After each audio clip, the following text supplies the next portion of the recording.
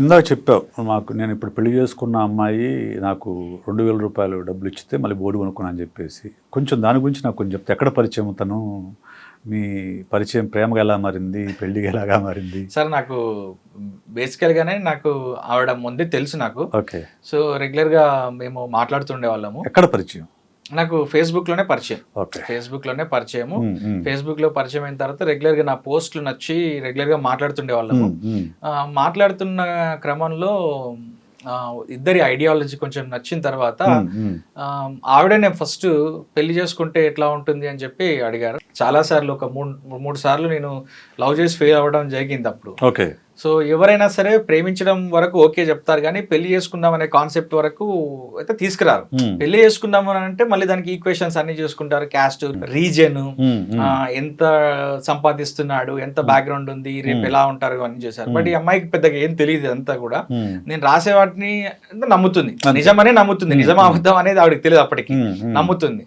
So అలా propose చేసిన తర్వాత ఫస్ట్ ఆవిడే ప్రపోజ్ చేశారు. ప్రేమిస్తానని కాకుండా పెళ్లి చేసుకుందాం అనే ప్రపోజల్ వచ్చిన తర్వాత సరే చేసుకుందాము, ఒకసారి మీ ఫాదర్ తో మాట్లాడాలి, ఎందుకనంటే ఇది ఇంటర్ క్యాస్ట్. మాదేమో నార్త్ తెలంగాణ వరంగల్, వాళ్ళదేమో Mahabubnagar south Telangana. So complete different cultures amalgamation లాంటిది సార్ ఇది.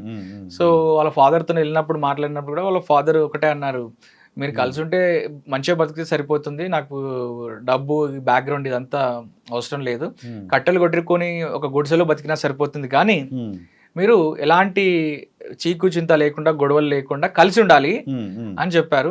ఆయనకు కూడా నేను చెప్పినప్పుడు ఫ్రాంక్ గా హానెస్ట్ గా, నేను ఒక టీచర్ని, నాకు ఇప్పుడు 12,000 జీతం వస్తుంది, నేను దిగిపోయే టైంకి, రిటైర్ అయ్యే టైంకి నాకు ఒక 25-30 వేల వరకు వస్తుంది, అంతకు మించి ఏం రాదు అని అంటే పర్లేదు అని చెప్పి ఆయన కూడా ఒప్పుకున్నారు సార్.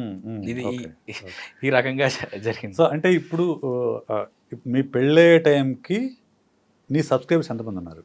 నా పెళ్ళయ్యే టైంకి అంటే సార్, నేను ఇప్పుడు వాళ్ళ ఇంటికి వెళ్ళి మాట్లాడే టైంకి నాకు ఒక 2,000 మంది సబ్స్క్రైబర్సే ఉన్నారు. అంతే. ఈ ఛానల్ చూసి పెళ్లి చేసుకోలేదు మిమ్మల్ని? లేదు, లేదు. ఆ అమ్మాయి నాకు పరిచయం అయినప్పటికీ ఛానల్ కూడా లేదు. పెళ్లి చేసుకుందామని అడిగిన తర్వాత నాకు కొంచెం సీరియస్నెస్ వచ్చింది. ఏదో ఒక చేసి నేను సంపాదించాలి డబ్బు, నెలకు 10,000 వచ్చినా సరిపోతుంది. అమ్మాయికి అప్పటికే స్టాండర్డ్స్ అండ్ పూర్స్ అని చెప్పేసి S&P గ్లోబల్లో సాఫ్ట్వేర్ జాబ్ ఉంది, మంచి శాలరీతో సాఫ్ట్వేర్ జాబ్ ఉంది. సో నాకేం సెటిల్మెంట్ లేదు అప్పటికి. సో నేను అప్పుడు కొంచెం రెస్పాన్సిబిలిటీ తీసుకోవాలి, నేను కూడా నా వంతు ప్రయత్నం కూడా చేయాలి అని చెప్పి చేశాను సార్. ఇప్పుడు మీ జర్నీలో ఆమె పాత్ర ఏంటి? ఆమె పాత్ర ఖచ్చితంగా నాది ఎంత ఉంటుందో బ్యాక్గ్రౌండ్ నుంచి ఆవిడది కూడా అంతే ఉంటుంది సార్. ఎందుకనంటే నా యొక్క క్రియేటివ్ స్పేస్కి ఆమె చాలా ఎక్కువ ఇంపార్టెన్స్ ఇస్తుంటుంది. అండ్ ఇప్పుడు నాకు వశిష్ట 360 అంటే చాలా మందికి యూట్యూబ్, ఇన్స్టాగ్రామ్లో ఇట్లా ఇన్ఫ్లుయెన్సర్గా ఉండి క్లాసులు చెప్తున్నాడు అనేది తెలుసు.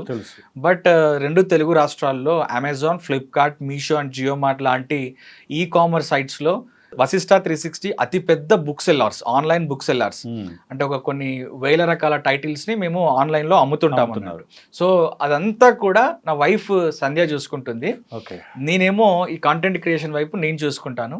సో నేను సివిల్ సర్వీసెస్లో ప్రిపేర్ అయినప్పుడు నాకు స్ట్రాటజీస్ నాకు తెలుసు కాబట్టి నేను మ్యూచువల్గా అంటే ఒకేసారి సైమల్టేనియస్గా ఇద్దరం కలిసి ఆ బిజినెస్ ఆవిడకి ఎలా మెయింటైన్ చేయాలో నేర్పిస్తున్నాను, నేను ఈ కాంటెంట్ క్రియేషన్ కూడా నిర్విరామంగా ఎలా చేయాలో చేస్తున్నాను సార్.